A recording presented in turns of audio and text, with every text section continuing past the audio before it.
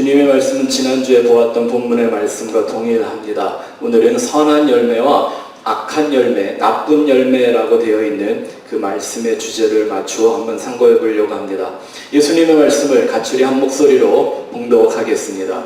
좁은 문으로 들어가라. 멸망으로 인도하는 문은 크고 그 길이 넓어 그리로 들어가는 자가 많고 생명으로 인도하는 문은 좁고 길이 협착하여 찾는 이가 적음이니라. 거짓 선지자들을 삼가라. 양의 옷을 입고 너희에게 나아오나 속에는 노략질하는 일이라. 그의 열매로 그들을 알지니 가시나무에서 포도를 또 나온 건키에서 무화과를 따겠느냐.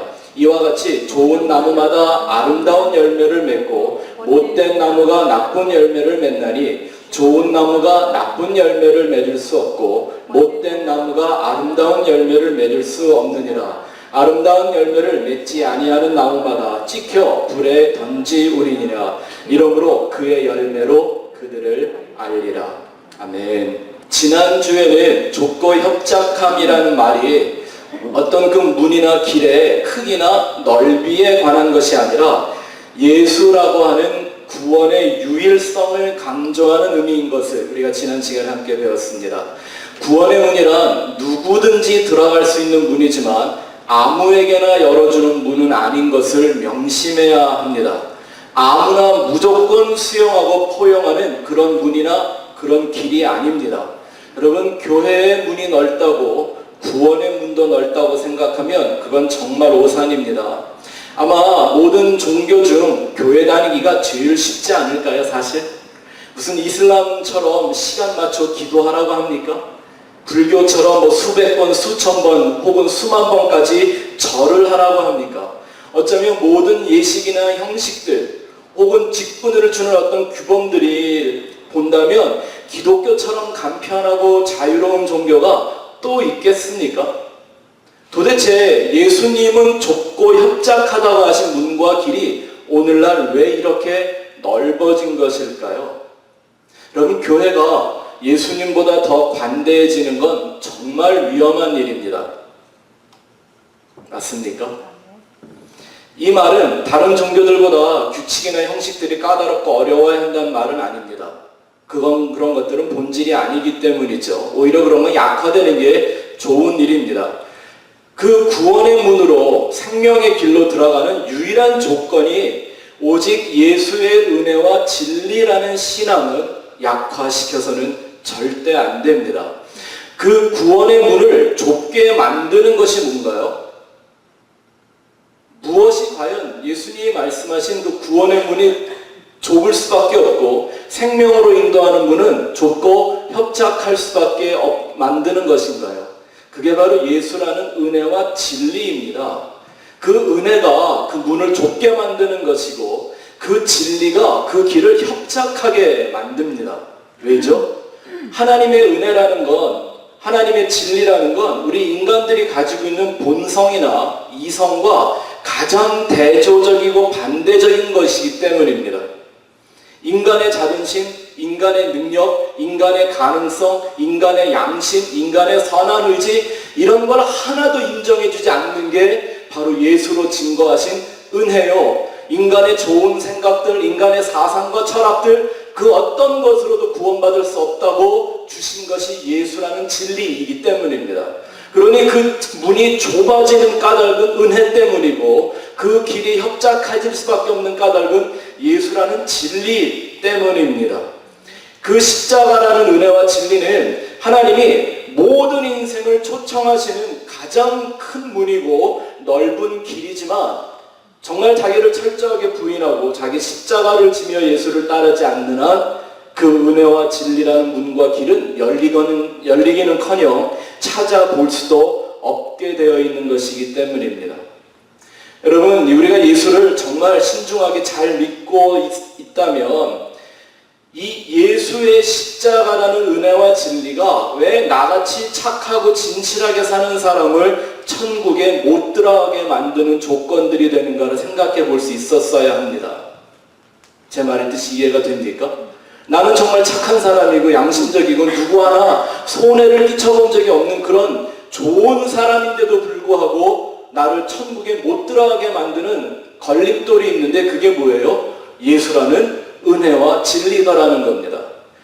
저기 보니까 주일학교를 다닌 분들이 별로 없어서 이런 노래를 아시는 분이 없을 거라는 생각이 드는데 아마 들어보면 아실 거예요. 어여뻐도 못 가요 하나님 나라, 맘 착해도 못 가요 하나님 나라, 거듭나면 가는 나라 하나님 나라, 믿음으로 가는 나라 하나님 나라. 이런 노래 있었죠.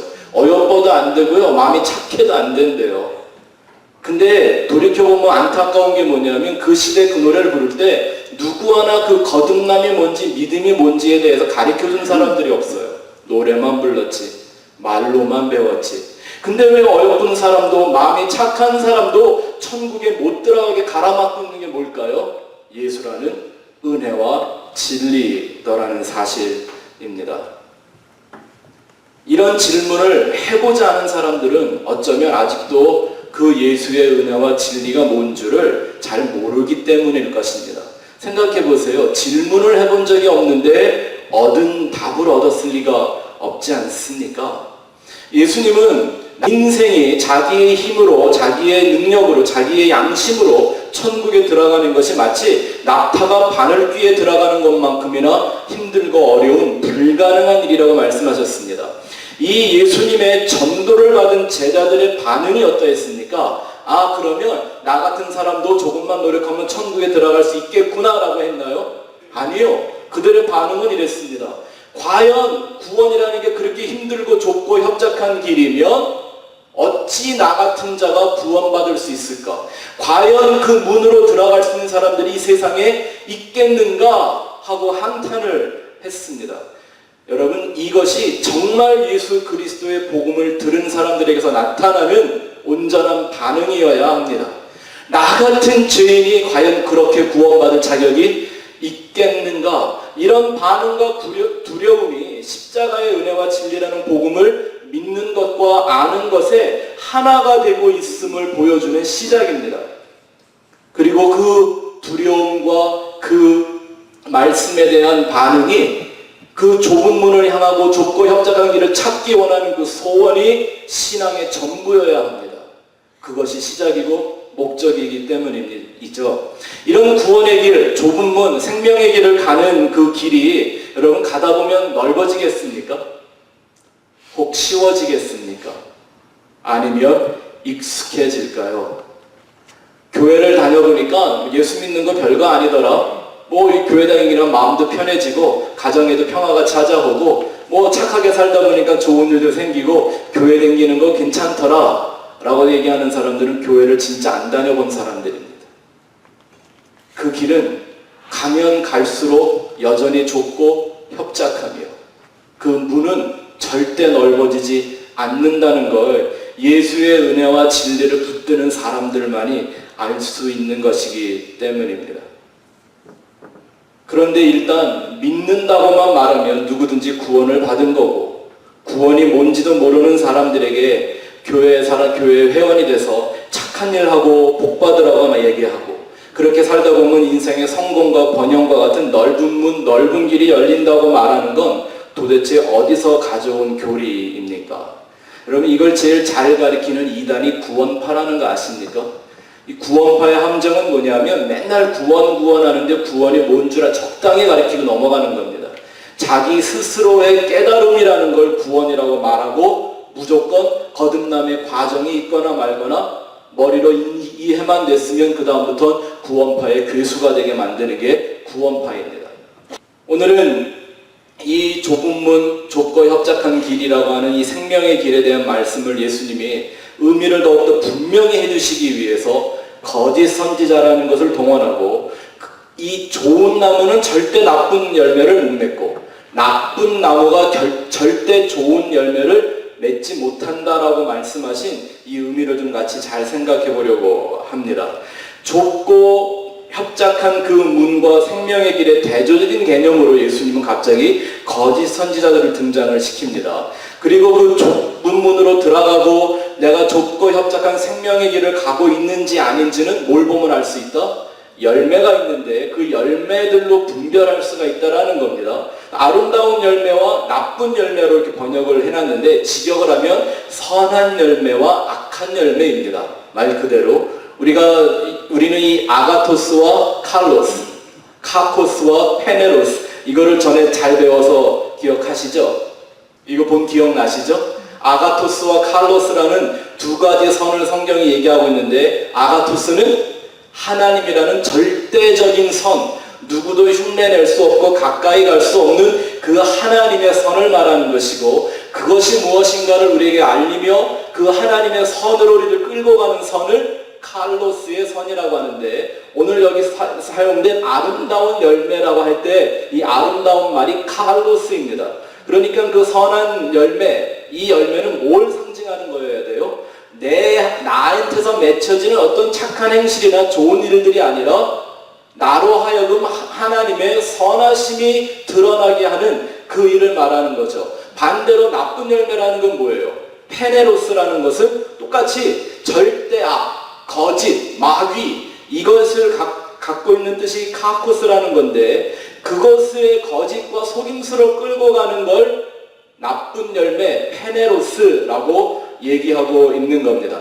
과연 그러면 나에게서는 오늘 어떤 열매가 맺어지고 있는지 나는 어떤 열매를 맺기를 원하는지 우리가 한번 스스로를 점검해 보면서 과연 내가 가고 있는 이 길이 좁은 문을 통과하는 길인지 생명의 길인지를 스스로 한번 점검해 볼 수 있기를 바랍니다. 저희는 지난 창립주일에 예수로만 열매 맺는 교회라는 말씀을 같이 나누면서 열매처럼 보인다고 다 선한 열매, 하나님의 열매가 아니라는 걸 생각해 봤습니다.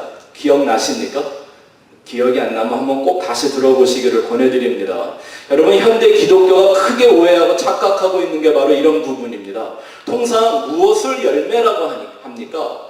사람의 성격이나 혹은 인격이 좀 긍정적으로 변화되는 것이나 혹은 많은 이들에게 유익이 되는 어떤 일들을 보통 열매라고 부릅니다. 또 열매 그러면 먼저 기억하는 게 성령의 9가지 열매 이런 거죠. 근데 우리 출애굽기 38장을 공부해 보신 분들은 아시겠지만 그 성령의 9가지의 열매라는 걸 국어 사전적으로 해석해서 그냥 사람의 인격이나 성품의 변화로만 말한다면 그건 정말 성령의 열매 아닙니다. 왜냐하면 그런 변화는 우상을 섬기는 사람들에게서도 얼마든지 나타나는 열매 아닙니까? 성령이 아니어도 십자가가 아니어도 나타날 수 있는 성격의 변화 아닙니까? 사람은요 나이만 좀 먹어도 힘 빠지고 기운 빠지면 변합니다. 다. 어쩌면 다른 종교들이 그런 변화는 더 잘하는지 모릅니다. 가끔 말씀드리지만 이 한국에 가서 종교방송, 기독교방송, 천주교방송, 불교방송을 보는데요. 사람의 변화를 정말 실질적으로 제일 잘 가르쳐주는 건 불교입니다. 왜냐하면 그 사람은 참선을 강조하잖아요. 얼마나 세밀하고 정확하고 자세하게 인간의 양심을 팍팍 긁어대는 얘기를 하는지 헐 듣기가 좋더라고요. 오히려. 그런 건 다른 종교들이 더 잘합니다. 여러분 혹시 이단들은 이런 열매를 못 맺습니까? 이단에게서 이런 열매가 나오잖아요. 여러분 이단들이 다 신천지와 같이 파괴적이라고만 생각하면 안 됩니다. 어떤 이단들은요 심지어 목회자들이나 신학 박사들까지 매료시키는 매력을 충분히 갖고 있는 이단들이 얼마나 많은 줄 아십니까? 그런 열매라고 보이는 표면적인 것, 껍데기만 보면 다 거기서 거기 비슷비슷해 보입니다. 근데 성경이 말하는 선한 열매와 악한 열매를 어떻게 구별합니까? 쉽게 이렇게 생각하면 좋아요. 악한 열매라고 말하는 건 짝퉁이죠. 가짜예요. 껍데기는 비슷해 보이는데 내용이 가짜란 말입니다. 예수님이 이 열매에 대한 말씀을 하신 것은 사실 침례 요한이 외쳤던 말씀과 일맥상통하는 말씀이죠. 침례 요한이 회개에 합당한 열매를 맺으라고 하면서 선포한 그 메시지를 한번 볼까요? 누가복음 3장 7절부터 9절 말씀 보시겠습니다. 같이 읽어보겠습니다. 시작. 요한이 침례 받으러 나오는 무리에게 이르되 독사의 자식들아 누가 너희에게 일러 장차 올 진노를 피하라 하더냐. 그러므로 회개에 합당한 열매를 맺고 속으로 아브라함이 우리 조상이라 말하지 말라. 내가 너희에게 이르노니 하나님이 능히 이 돌들로도 아브라함의 자손이 되게 하시리라. 이미 도끼가 나무 뿌리에 놓였으니 좋은 열매 맺지 아니하는 나무마다 찍혀 불에 던지시리라. 아멘. 정말 무서운 말씀이죠. 잘 한번 보세요. 침례 요한은 예수님보다 한 발 먼저 와서 회개의 복음, 천국 복음을 전하기 시작했습니다. 근데 그런 복음을 전했더니 정작 침례를 받으러 나오는 사람들을 반가이 맞아주기보다는 뭐라 그래요? 이 독사의 자식들아, 니네 속으로 너희가 아브라함의 후손이라고 말하지 말라고 호통을 칩니다. 그리고 오히려 침례 받아서 그 회개에 이르겠다고 했던 그 사람들에게 외치기를, 회개에 합당한 열매를 맺지 못하면 하나님께서 도끼로 다 찍어내버리겠다고 경고하고 있습니다. 왜 그랬을까요? 무엇 때문이었을까요? 그들이 침례를 받으려고 했던 것은 진정한 회개가 아니었었기 때문이죠. 왜냐하면 성경이 우리에게 가르쳐주는 그 진정한 회개란 나 자신의 죄인됨, 내가 하나님의 축복이나 어떤 사랑의 대상이 이전에 오히려 저주와 멸망한 합당한 죄인이라는 것을 분명히 인식해서 그 구원자가 아니면 나는 구원받을 수 없는 존재라는 걸 온전히 인식한 사람들이 그 나를 구원할 수 있는 메시아만을 붙잡는 그걸 회개라고 하는 거지 않습니까? 그런데 그런 고백이 없이 마치 율법을 잘 지키던 이들이 자신의 영생을 보증받기 위해서 마치 보험 하나 드는 것처럼 침례라도 받아가지고 내 의의를 더해서 하나님 나라에 들어가겠다고 하는 그런 생각을 갖고 있는 것이기 때문입니다. 이 침례 요한은 인간의 그러한 마음을 정확하게 간파하고 침례를 받으러 오는 사람들을 오히려 지금 나무라고 호통을 치고 있는 거죠. 교회가 이렇게 담대해야 하지 않겠습니까? 그래야 좁은 문을 말하고 좁고 협착한 생명의 길을 전하는 것 아니겠습니까? 회개라는 건 정말 그 예수 그리스도라는 은혜에 대한 절박함을 깨달은 자들이 그 진리 앞에 무조건 항복하는 것이죠. 그게 회개이고, 회개라는 게 곧 좁은 문으로 들어가는 거고 좁고 협착한 생명의 길로 나아가는 것입니다. 회개의 열매를 맺으라고 했는데 이건 단순히 어떤 열심을 갖고 착한 일을 종교 활동하라고 하는 말이 아니었습니다. 회개했으니까 이제 착한 일 많이 하고 살면 좋다고 하는 그런 충고도 아닙니다. 잘 생각해 보세요. 이 당시에 지금 세례 요한에게 호통을 받고 있는 이 유대인들은 이미 그런 일들은, 그런 착한 행위들은, 그런 종교의 행위들은 타의 추종을 부러워할 만큼 잘하던 사람들이었습니다.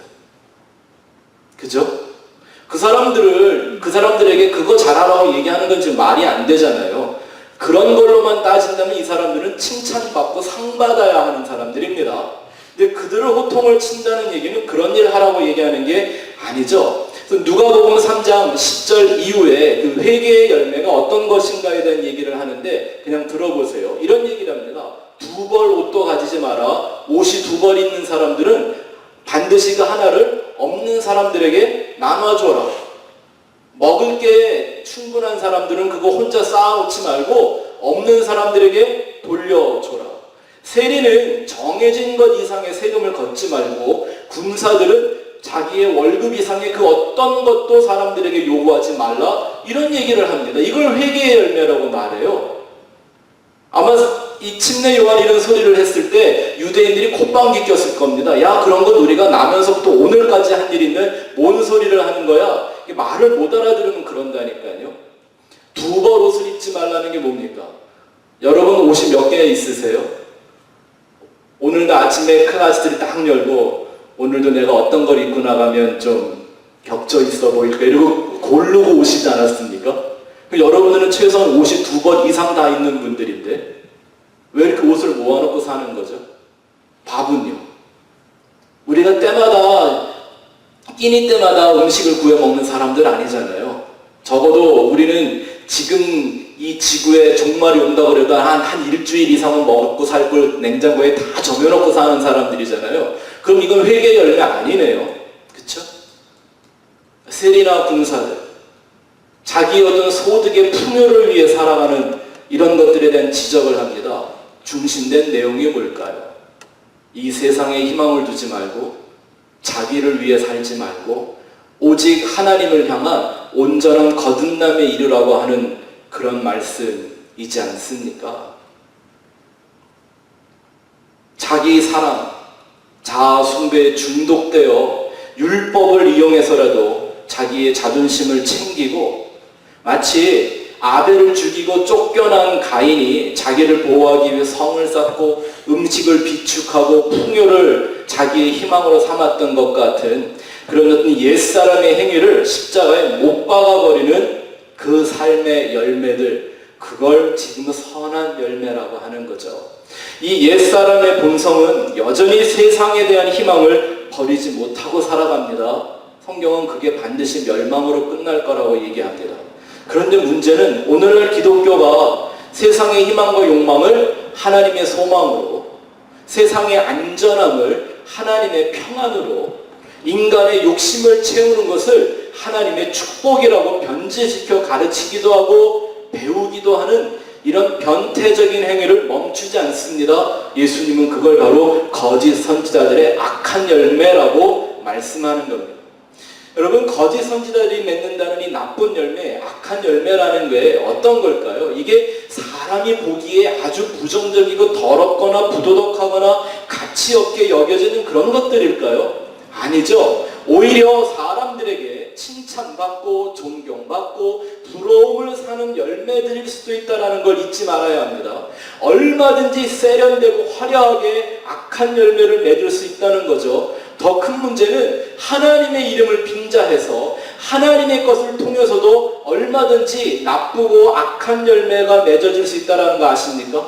이건 제 말이 아니에요. 성경에 써 있습니다. 로마서 6장 20절 22절 가서 보죠. 시작. 너희가 주의 종이 되었을 때에 의에 대하여 자유로웠느니라. 너희가 그때에 무슨 열매를 얻었느냐? 이제는 너희가 그 일을 부끄러워하나니 이는 그 마지막이 사망입니다. 그러나 이제는 너희가 죄로부터 해방되고 하나님께 종이 되어 거룩함에 이르는 열매를 맺었으니 그 마지막은 영생이라. 여기 보니까 죄의 종으로 맺은 그 열매들은 바로 부끄러운 일들이었다라고 바울이 회상을 합니다. 죄의 종으로 맺은 그 부끄러운 열매가 뭐예요? 율법주의 말하는 거잖아요. 그렇죠? 그들이 무슨 그렇게 악하고 나쁜 열매 맺었습니까? 아니요. 착한 일만 골라서 하는 사람들이었습니다.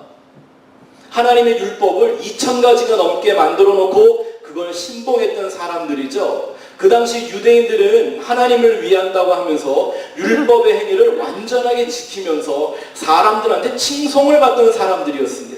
하나님께 선택된 민족이라는 그 자존심을 지켜내던 사람들이었고요. 로마의 압제 속에서도 그 유대인의 양심과 그 의를 최대한 지켜내던 이들이었습니다.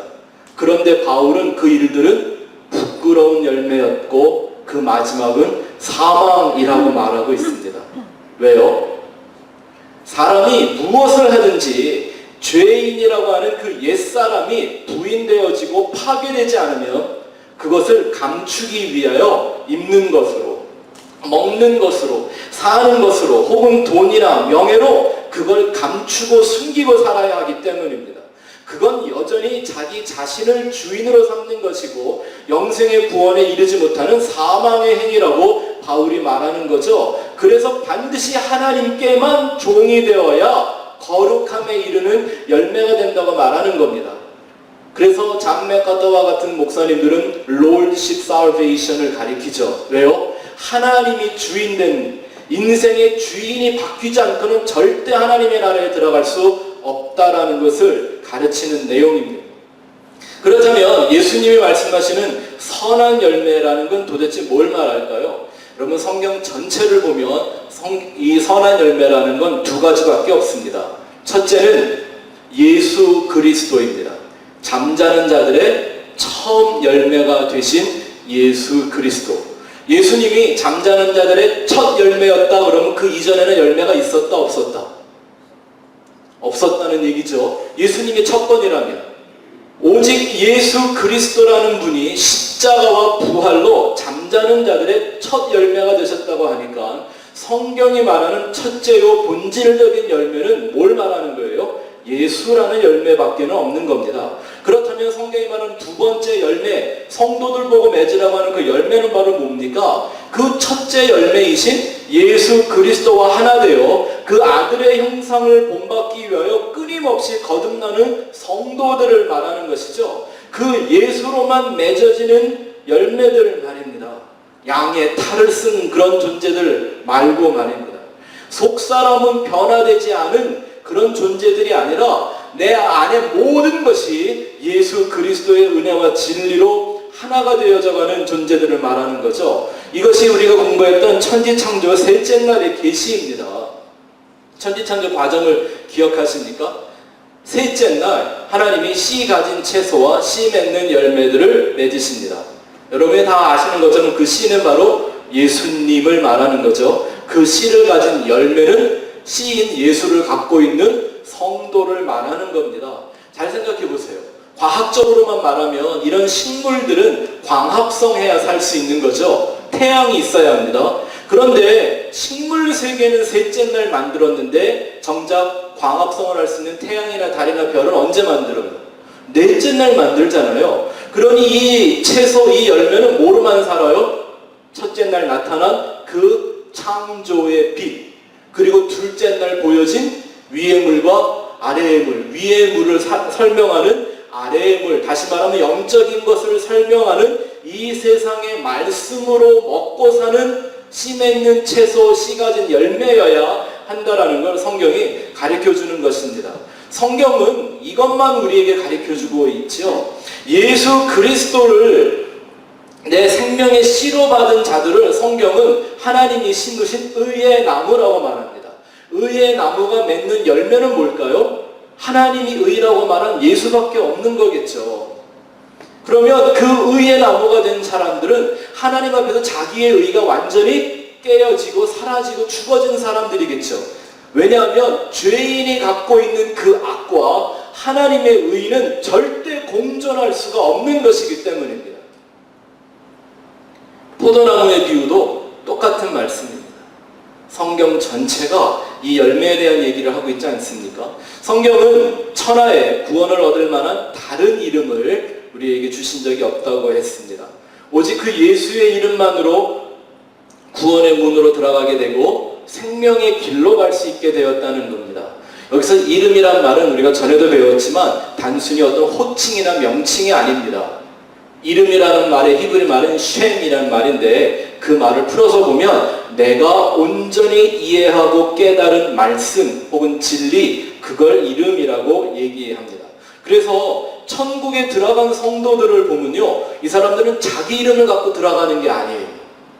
천국에 있는 성도들은 이마에 다 누구의 이름이 써있대요? 내 이름 뭐 이렇게 써있는 게 아니라 무슨 김대군, 김요한 이렇게 쓰고 가는 게 아니라 어린 양의 이름과 아버지의 이름 말고는 이름이 없대요. 성경을 봅시다. 요한계시록 14장 1절 말씀. 시작. 또 내가 보니 보라 어린 양이 시온산에 섰고 그와 함께한 14만 4천이 서 있는데 그들의 이마에는 어린 양의 이름과 그 아버지의 이름을 쓴 것이 있더라. 아멘. 무슨 뜻입니까? 자기의 이름을 위해 살려고 옛 자아의 욕망이 죽어지지 않은 사람이 하나도 없는 곳이 바로 천국이더라는 사실입니다. 나에게 남은 건 오직 예수 그리스도라는 이름이 품고 있는 그 은혜와 진리밖에는 없는 이들이 된 곳이, 들어가는 곳이 좁은 문이요 생명의 길을 통해 가게 되는 하나님의 나라입니다. 여러분들은 오늘 지금 누구의 이름을 위해 살고 있습니까?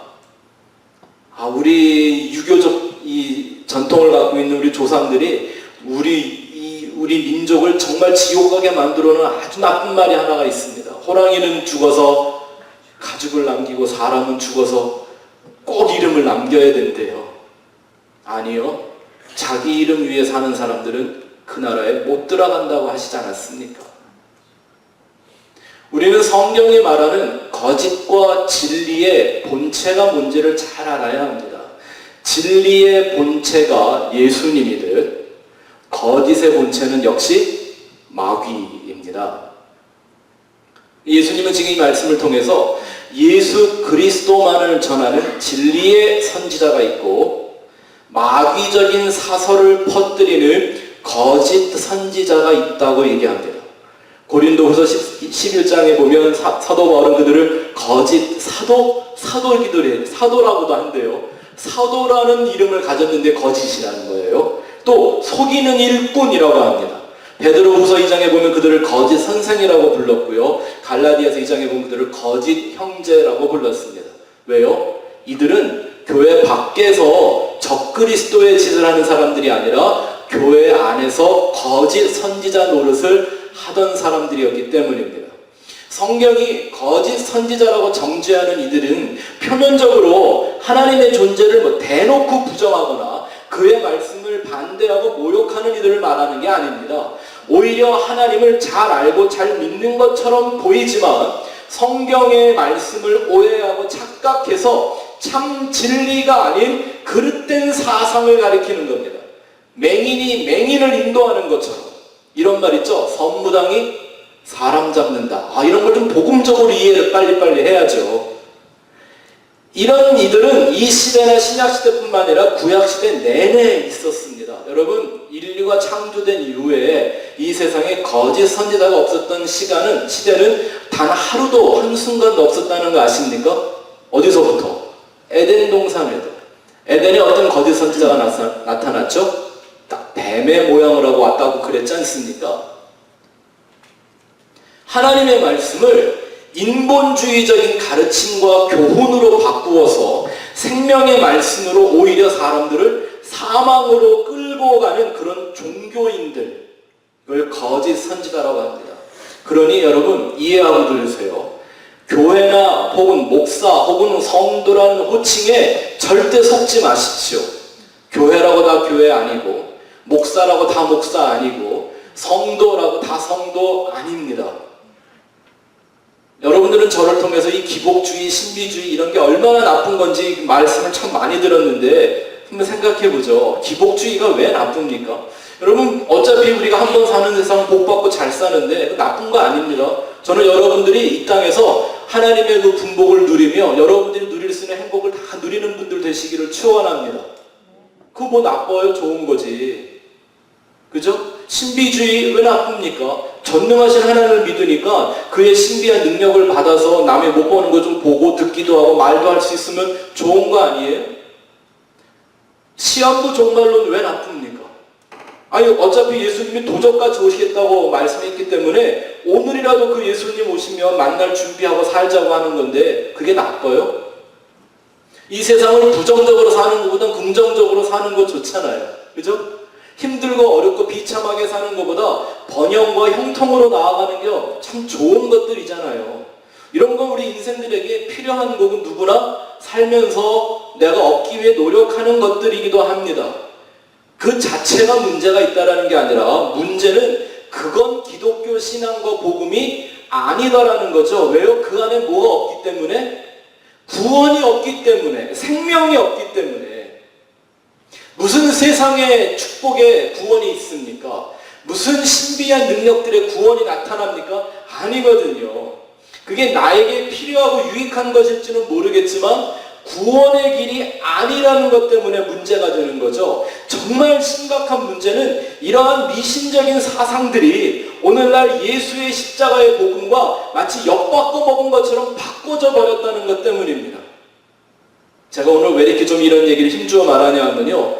저희가 가족들이 오랜만에 지난주에 외출을 했다가 갑자기 이렇게 머릿속에 스쳐가는 한 단어가 생각이 나서 그 단어의 의미를 알고 싶어갖고 원어 성경을 찾아봤습니다. 이사야서 62장 4절에 있는 말씀인데 여러분 하나님께서 그 이스라엘 백성들을 내가 너희를 헵시바와 뷸라라고 부르겠다라고 한 이 구절 기억하십니까? 제가 한번 읽어드릴 테니까 들어보세요. 이사야서 62장 4절 5절 다시는 너를 버림받은 자라 부르지 아니하며 다시는 내 땅을 황무지라 부르지 아니하고 오직 너처럼 헵시바라 하며 내 땅을 뷸라라 하리니 이는 여호와께서 너를 기뻐하실 것이며 내 땅이 결혼한 것처럼 될 것입니다.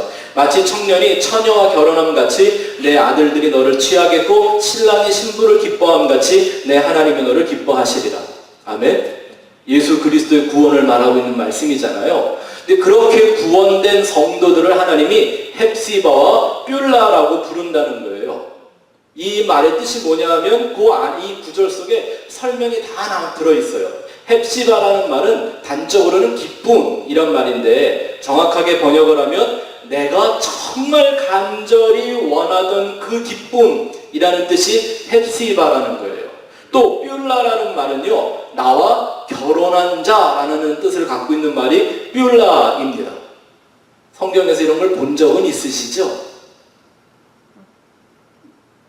네, 없으면 오늘 보시면 되는 거죠. 뭐.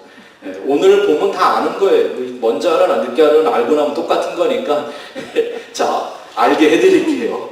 근데 제가 갑자기 헵시바는 무슨 뜻인지 기억이 잘 났는데 뷸라가 기억이 잘 안 나는 거예요. 그래서 제 핸드폰에 그 원어 사전이 있어서 그 뷸라라는 말을 찾아보고서는 정말 놀람을 금할 수가 없었습니다. 뷸라라는 말의 뜻이 나와 결혼한 자, 나와 하나 된 자, 내가 소유한 자라는 뜻을 갖고 있었는데 이 뷸라라는 말의 어원이 뭔지 아십니까? 그게 바알입니다. 그래서 저는 지난 한 주간 동안 마침 제가 그 배심원 모임에도 갔다 오고 또 우리 목요 예배도 없고 해서 시간이 좀 많은지라 일주일 내내 바알 숭배에 대해서 공부하며 시간을 보냈습니다. 왠지 아세요? 제가 너무 놀란 건 마귀가 얼마나 정확하게 하나님을 흉내내고 있는 줄을 이 바알 숭배 사상의 역사를 살펴보며 볼 수 있었기 때문입니다. 바알은 정말 너무나 놀랍게 하나님을 그대로 흉내내고 있었습니다. 바알은 자기를 아버지라 부르기도 하고요, 자기를 주인이라고도 부르기도 하고 내가 너와 결혼하니라 라고 말합니다. 그게 그 말의 뜻이니까요. 또 예수님이 오시기도 전에 이미 아버지가 아들로 환생한 성육신이며 그 아들을 낳은 여인까지 합해갖고 삼위일체의 교리를 그대로 흉내내고 있었다라는 거 아십니까? 그러니까 하나님의 앉으셔야 할 그 자리에 바알이 딱 앉아서 자기가 모든 영광을 취하고 있었던 겁니다. 더 놀라운 것은 저는 우리가 공부한 것처럼 만몬의 조상이 드라빔이라는 거였죠. 기억하세요? 네, 그와 마찬가지로 이 지구상에 존재하는 모든 우상 숭배의 조상이 바알이라고 해도 과언이 아닐 만큼 모든 인류의 역사에 깊이 뿌리내리고 있었습니다. 동양이든 서양이든 차이가 없었습니다. 더 놀람을 금할 수 없는 것은 부르는 신의 이름만 달랐지 로마 카톨릭의 역사를 보거나 현대 개신교가 가르치는 내용들을 살펴보면 이 당시 바알 숭배 사상과 전혀 다를 게 없다라는 거 아십니까? 그래서 제가 집요하게 중점을 두고 공부했던 부분이 뭐냐 하면 이 당시에 이스라엘 사람들은 과연 하나님을 버리고 바알을 선택한 것인가 아니면 하나님을 바알로 착각하고 숭배한 것인가에 대한 연구를 나름 해봤습니다. 이 바알이라는 말의 뜻이 하나님이 가져야 될 그 이름을 다 갖고 있어요. 내가 너의 남편이다, 내가 너의 주인이다, 내가 너의 창조주다. 이 바알의 역사는 언제부터 시작하냐면요, 노아의 둘째 아들 함이죠. 그 함이 누구예요? 노아가 포도주에 취해 있는 벌거벗은 모습을 보았고 그걸 고자질했던 둘째 아들이지 않습니까? 그 함의 후손들이 바벨탑을 세우죠. 바로 그때부터 이 바알의 숭배 사상이 시작되는데 이름만 바뀌었지 똑같은 내용들이 나타납니다. 태양신이라고 부르기도 하고요, 그걸 제우스라고 부르기도 하고요, 그게 각 나라와 민족과 문명들 가운데 침투해 들어가면서 이름만 바뀌었지 내용들은 똑같은 바알이라는 조상의 뿌리를 갖고 있습니다. 그 바알신은 농사에 필요한 비와 기후를 주장하며 땅에 풍요를 가져다주는 신으로 섬겼습니다. 인생의 생사화복, 길흉을 주장하는 아주 이로운 신이었던 거죠. 바알 신에 대해서 가장 많이 우리가 알고 있는 대목이 뭐예요? 엘리야 선지자가 그 시대에 갈멜산에서 바알의 선지자, 또 바알의 부인이라고 하는 아세라를 바알을 섬기는 선지자들 850명과 혼자서 850대 1로 갈멜산에서 영적 전투를 벌이죠.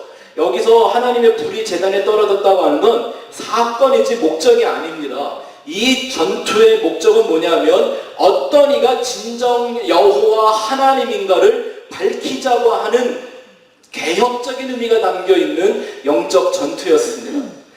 이 엘리야가 이 시대에 하나님께 기도할 때 하나님이 말씀하시기를, 엘리야가 하나님을 찾는 이도 없고 이제 이 세상 끝났습니다. 차라리 나도 그냥 되라가시면 안 되겠습니까? 말했더니 하나님 하신 말씀이, 까불지 마라. 내가 아직도 바알에게 절하지 않은 7,000명의 남은 자를 두었다고 말씀하셨죠. 우리가 그냥 7,000 그러니까 되게 많네, 좋겠다 이런 생각이 드는데, 여러분 그 당시에 이스라엘 사람들의 인구를 조사해보면 약 400만 정도가 넘었다고 봅니다. 400만 정도가 넘은데 그 400만 중에 7,000이면 몇 프로예요? 돈 계산 빨리 되는 분들 한번 해보시기 바랍니다. 1%라고 그래야 4만 명이죠? 그러면 0.1%면 얼마예요? 그게 4,000명이에요. 그럼 7,000명은 0.2%가 안 된다는 얘기예요. 그 민족들 가운데. 다윗이 죽은 지 아하방 시대까지요 100년 정도밖에 시간이 걸리지 않았어요. 그리고 다윗이 죽은 후에는 성전을 세우고 민족적으로 1,000번의 제사를 지냈던 솔로몬 같은 왕도 있었단 말입니다. 그랬더니 이 나라가 어찌 100년밖에 안 되는 시간 안에 7,000명, 0.2%를 남겨놓고 모든 나라와의 민족들이, 백성들이 바알을 섬기게 되었을까요? 잘 보세요. 잘 한번 생각해 보세요. 어떻게 이런 영적 타락이 아무런 문제 없이, 저항 없이 그 나라에 이루어졌을까? 도대체 그 바알이 뭐길래 이 민족의 하나님을 섬기는 자들의 씨를 말려버린 걸까요? 근데 여러분들 구약 성경을 좀 읽어보신 분들은 아시겠지만, 이렇게 바알이 그 나라를 지배하고 온 민족이 바알을 섬기게 되는데 무슨 저항이 있었나요? 바알 섬기면 안 된다고 하는 싸움이 있었나요 혹시? 개혁을 해야 된다고 외치는 사람들이 있었나요? 아니요. 그런 소리 없이 어느 날 자연히 바알이 그 나라의 신이 되어져 있었습니다. 생각해보세요. 이 유대인들은 태어나면서부터 십계명을 배우는 사람들이었고요. 토라, 모세 오경을 읽기 위해 말을 배웠던 민족입니다. 그리고 십계명의 첫 계명이 뭐예요? 우상을 숭배하면 3대를 멸하겠다고 하는 무시무시한 법이잖아요. 이걸 제일 먼저 배우고 제일 잘 알았던 민족이 이스라엘인데 어쩌면 이렇게 아무런 저항 없이 바알을 신으로 섬기게 되었을까요? 가능성은 하나밖에 없죠. 하나님을 바알로 착각하고 잘못 섬긴 겁니다. 이 바알이 그 하나님이다라고 가르치고 믿게 만든 것이겠죠. 그래서 바알 숭배의 역사를 살펴보면 정말 소름이 끼칠 정도로 하나님이 하시는 일들과 유사합니다. 왜냐하면 이걸 다 배웠던 유대인들이 바알 숭배 사상을 발전시키고 하나님에게 받았던 율법이나 성막을 지었던 방식대로 바알을 그대로 섬겨냈기 때문인 거죠. 그래서 하나님이 선지자들을 불러서 그 백성들을 책망하고 징계할 때마다 이스라엘은 어떤 반응을 보이죠? 하나님, 우리가 이렇게 잘했는데 왜 이러시는 거예요? 우리가 드리는 제사 다 드렸고 절기 다 잘 지켰는데 도대체 왜 화를 내시는 거죠? 이유를 몰랐어요. 왜요? 바알을 하나님인 줄 알고 섬겼기 때문입니다. 이것이 인생이 무엇인가를 자기를 위한 신적 존재로 만들어 놓고 섬기기 시작하면 빠져들어가게 되는 치명적인 진리의 오류로입니다. 이런 사건을 아주 잘 보여주는 얘기가 바로 금송아지 사건이잖아요. 금송아지 하나님 버리고 이제 우리가 금송아지 섬기자고 따로 만든 건가요? 아니요. 하나님을 금송아지로 착각하고 하나님 잘 섬겨보겠다고 만든 게 금송아지였잖아요. 근데 그 금송아지가 하나님의 법에 의하여 박살이 나고 불에 타서 가루가 되어 소멸되어야 될 우상이었다라는 걸 우리에게 계시해 주는 게 바로 출애굽기의 말씀 아닙니까? 문제는 이런 역사가 오늘날 지속되고 있다라는 겁니다. 근데 제가 공부를 하면서 발견한 것이 있습니다. 이 바알이 갖고 있는 모든 얘기들, 제가 이 돌아오는 주간에 여러분들이 한번 이렇게 보면 좋을 만한 자료들을 카톡으로 하나씩 올려드릴 테니까 시간이 날 때마다 한번 살펴보시고 여러분들도 저처럼 좀 놀래보시기를 바랍니다. 그런데 그 모든 걸 공부하는 과정 가운데 얼마나 이 성경적인 것을 그대로 흉내내고 있는지, 아예 이게 교회 안에까지 들어와 역사를 하고 있는데요, 한 가지를 흉내내지 못하는 걸 발견했습니다. 그게 뭔지 아세요? 어떻게 성경의 이름을 다 들먹거리며 그를 하나님이라고 부르고 예수라고 부른다 할지라도 그들이 끌고 가는 건 여전히 자기 중심이라는 방향이었습니다. 그렇지만 진정한 십자가의 이 복음은 나를 부인하고 우리를 예수라는 방향으로만 끌고 가는 거죠. 마귀가 다 흉내를 내는데 한 가지 흉내를 못 내는 게 바로 이 진리의 방향이었습니다. 여러분들은 제가 늘 말씀드리는 A.W. 토저의 말을 기억하고 계시죠? 타락이란 비본질이 본질을 삼켜버린 것이다. 그 진리의 본질만을 끊임없이 추구하는 것이 바로 좁은 문으로 들어가고 좁고 협착한 생명의 길로 가는 것입니다. 그 진리의 본질은 나 대신 오직 십자가에 못 박혀 죽으신 예수의 은혜와 진리밖에는 없습니다. 다시 말씀드리지만 그게 왜 좁아요? 왜 협착해요? 예수 때문에. 예수만 아니면 얼마나 좋을까요?